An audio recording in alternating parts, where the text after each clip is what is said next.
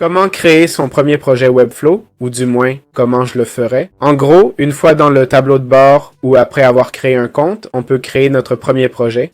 On clique sur Nouveau site, OK? On voit ce menu où on peut utiliser un modèle. Si on choisit les modèles, il y en a de très bons avec des aspects prédéfinis. Le hic avec les modèles, c'est qu'ils sont payants, 79 $, 130 $, vous voyez. Et les gratuits sont sûrement très utilisés, donc pas vraiment originaux. On peut aussi commencer de zéro, complètement vierge. Je le déconseille. Si l'IA peut optimiser le travail, même si elle fait des erreurs, il suffit de les corriger, non? Alors, qu'est-ce qu'on construit? On crée une entreprise, par exemple. OK. Quel est le nom de l'entreprise? Disons un clic tutoriel, par exemple. OK. Parle-nous un peu de notre entreprise.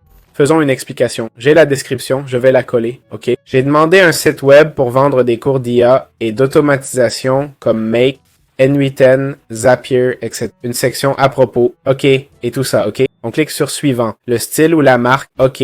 Les couleurs peuvent être choisies ici. Je ne sais pas si je peux les configurer. Je laisse le choix libre, fond sombre ou noir, ou l'IA suggère. J'ai dit de suggérer la palette.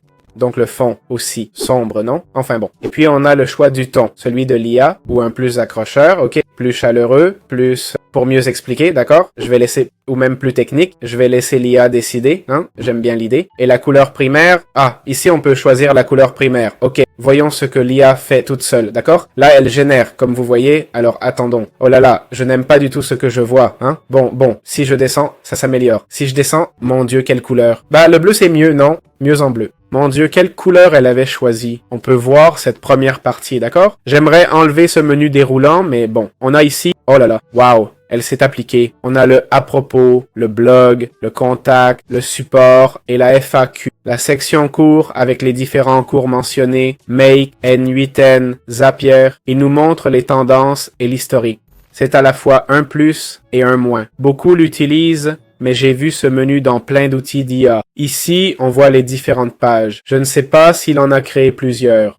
On peut changer le style en cliquant sur Échanger les styles. OK? Et voilà, le style change. Comme vous voyez, ça ne fait que changer les couleurs, rien de plus. On peut voir l'affichage sur tablette, mobile horizontal et vertical. L'affichage vertical sur mobile a un peu bugué. Attention, ça a planté ici. Zut, le reste est bien, il faudrait juste améliorer ce point-là. Dans l'ensemble, c'est plutôt pas mal, hein? On peut changer la typo, les sections, etc. Il suffit de cliquer sur Commencer. Ici, on peut personnaliser un peu tout, d'accord? C'est facile de personnaliser les choses. On sélectionne et on peut tout modifier, comme vous voyez. Comme un designer classique, on peut changer le texte, la transparence, chaque élément sélectionné. Pour une nouvelle couche, on la sélectionne, ok? On peut utiliser l'IA ou simplement ajouter ce qu'on veut. On veut une zone de prix, on la met et ça se génère tout seul. Voilà les plans, on les sélectionne et la section est là, par exemple. Et voilà, c'est fait. C'est aussi simple que ça, ok? Vous pouvez personnaliser absolument tout. J'espère que ça vous a plu. Comment utiliser l'éditeur Webflow pour éditer et construire un peu le site, d'accord? Bon, voici le site. Je ne sais pas si on peut le publier d'ici, d'accord? On peut tout modifier ici, d'accord? Ici, la section sélectionnée et là, les réglages, interaction. Style. Ici, par exemple, on a la couleur. Si on n'aime pas, on peut choisir une autre, d'accord? Comme vous voyez, sinon je laisse comme c'est, d'accord? Le curseur, si on va dans la partie Page, d'accord? On voit ici les différentes sections ou pages qu'on a créées. Voyons, la page de style, la page de mots de passe. Je suppose que c'est la page de connexion. Voyons, quoi d'autre? 404. C'est pour les erreurs de page, je pense, non? Page non trouvée. Voilà. On peut créer plus de pages. On a le navigateur là, les différents composants. Bon, dans ce cas, cette page sera vide. On va aller à l'accueil.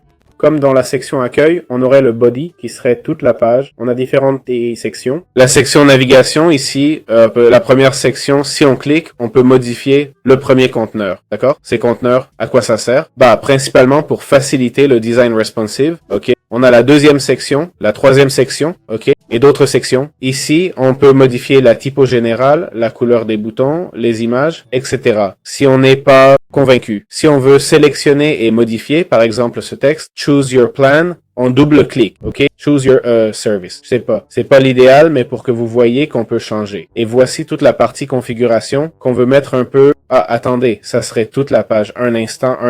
On sélectionne le texte, on clique sur les réglages, et là, on peut faire des changements, ok? Comme c'est un H1, on peut le passer en H2, par exemple, ok? Si on voulait changer la couleur, c'est possible aussi, ok? Là, il est noir, on clique ici, on le sélectionne et on le met en bleu avec notre template. Pour changer une image, on sélectionne l'image, ok? On va dans les réglages et on peut changer l'image, choisir une nouvelle et la remplacer. Ici, on a la largeur et la hauteur, ok? Tout est personnalisable. Tout est personnalisable. Si on ne veut pas modifier le design, on peut aller dans la section Build, ok? Ça nous permet d'éditer le texte sans bouger les articles ou avoir trop de réglages, ok? Et si on veut configurer les interactions, par exemple dans le menu de navigation, quand on clique sur éditer, disons pour la section blog, ok? Là, on a le lien de navigation, ok? Ici, on mettrait l'ID de la page cible. On ne l'a pas créé, mais si on le faisait, cliquer sur blog nous y emmènerait. C'est invisible pour l'instant, mais on peut le cacher si on veut, ok? Ça marche pas encore. Faut juste mettre le lien ou les interactions ici, ok? Quand on clique, ça fait quelque chose ou ça nous emmène sur une page. Okay.